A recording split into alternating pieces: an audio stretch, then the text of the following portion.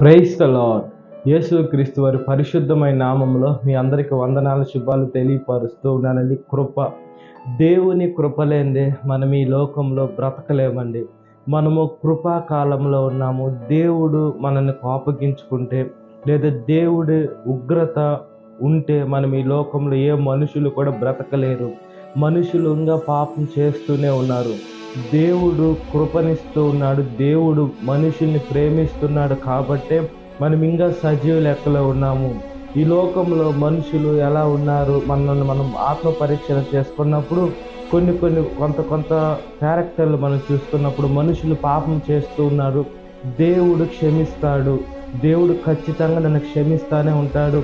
మనం ఎన్నిసార్లు తప్పు చేసినా లేదా ఎన్నిసార్లు పొరపాటు చేసినా క్షమించేదానికి దేవుడు ఉన్నాడు కదా అని తప్పు చేసిన పొరపాటే చేసి చేసి చేసి దేవుడిని బాధ పెడుతూ ఉంటారండి. తెలియకుండా తప్పు చేస్తే దేవుడు కృపనిస్తారు, క్షమిస్తారు. కానీ తెలిసి అదే మనుషులు కూడా క్షమించరు. తెలిసి చేసినా క్షమించరు, తెలియకుండా చేసినా క్షమించరు. దేవుడు క్షమిస్తూ ఉన్నాడని మనం ఇంకా తప్పు చేస్తూ ఉంటే మనం ఎప్పుడు చనిపోతామో మనకు తెలియదు.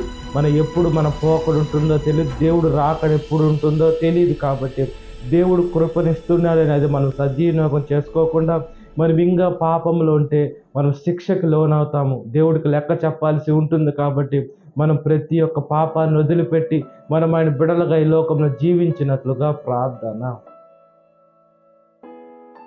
మహాపరిశుద్ధాత్మదేవ, మా ప్రియ పరలోకపు తండ్రి, మీరు మాకు కృపనిచ్చేటువంటి దేవుడై ఉన్నారు. నమ్మదగిన దేవుడై ఉన్నారయ్యా. మీరు ఆది సంభూతుడై ఉన్నారు. మొదటివాడు కడపటివాడు, జీవించే దేవుడై ఉన్నారు. పరిశుద్ధమైన దేవుడై ఉన్నారు. మీరు మాకుంటే విరోధి ఎవరయ్యా? ఏ మనుషులు మమ్మల్ని ఇబ్బంది పెట్టలేరు.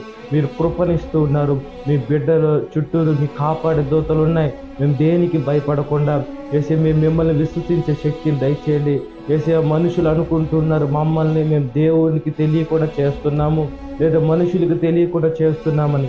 దేవుడు వెక్కిరించే పరడు. లెక్క అనేది ఉంటుంది. ప్రతి ఒక్కటి లెక్క చెప్పాల్సి ఉంటుంది. పాపానికి జీతం మరణం. కాబట్టి ఇవన్నీ తీసివేసినప్పుడు మరణం తప్పించడం యెహోవా వశమని కూడా దేవుని వాక్యం సెలవిస్తుంది. మా జీవితాన్ని మీ ముందు పెట్టుకునే భాగ్యాన్ని ప్రసాదించి బ్లెస్ చేయమని నజరేయుడైన యేసుక్రీస్తు నామములో మిక్కిలి వినయం తడుచున్నాను నా పరలోకపు తండ్రి. ఆమేన్.